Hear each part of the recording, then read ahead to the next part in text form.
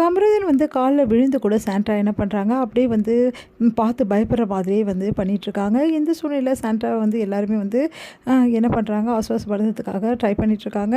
கமருதீன் அங்கேருந்து போயிடுறாரு. கமருதீன் நினச்சி வந்து வினோத் வந்து அழறாரு. பாவம் கமருதீன், எவ்வளோ தான் வந்து நான் சொல்லி பார்த்தேன், அவன் கேட்கல, எந்த மாதிரி வந்து பண்ணிட்டானே அப்படின்னு சொல்லிட்டு ஃபீல் பண்ணுறாரு. கமருதீனுக்கு அட்வைஸும் கடைசியாக சொல்லி அனுப்புகிறாரு.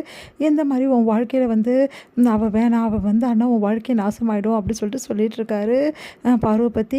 இந்த சூழ்நிலையில் இங்கே வந்து எல்லாருமே வந்து மறுபடியும் கூடுறாங்க. அப்போ வந்து எல்லாருக்கிட்டையுமே வந்து லைனாக வந்து கேட்டுகிட்டே இருக்காங்க.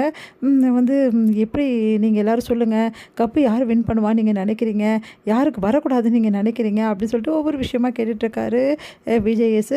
அப்போ வந்து கப்பு வாங்க வந்து தகுதி இல்லை, காசு எடுத்துகிட்டு போயிடலாம் அப்படின்னு சொல்லிட்டு எல்லாரையும் மாற்றி ஒருத்தராக சொல்லிட்டு இருக்காங்க. அப்போ சாண்ட்ரா வந்து பழைய மடி இல்லாமல் ஃபஸ்ட்டு அஞ்சலி பாப்பா மாதிரி பண்ணிட்டு இருந்தாங்க இல்லையா, போய் பயந்துக்கிட்டு அப்படியே வந்து அவங்க போயிட்டாங்களா அப்படின்னு சொல்லிட்டு ஓவராக பண்ணியிருந்தாங்க. அப்படிலாம் இல்லாமல் வந்து எப்பவும் போல் சாண்ட்ரா வந்து விஜய்ஸ் வரும்போது எப்படிலாம் இருப்பாங்களோ அந்த மாதிரி வந்து புத்துணர்ச்சியோடு உட்காந்துருக்காங்க. அப்படியே வந்து அம்பியாக மாதிரி அப்படியே உட்காந்துருக்காங்க.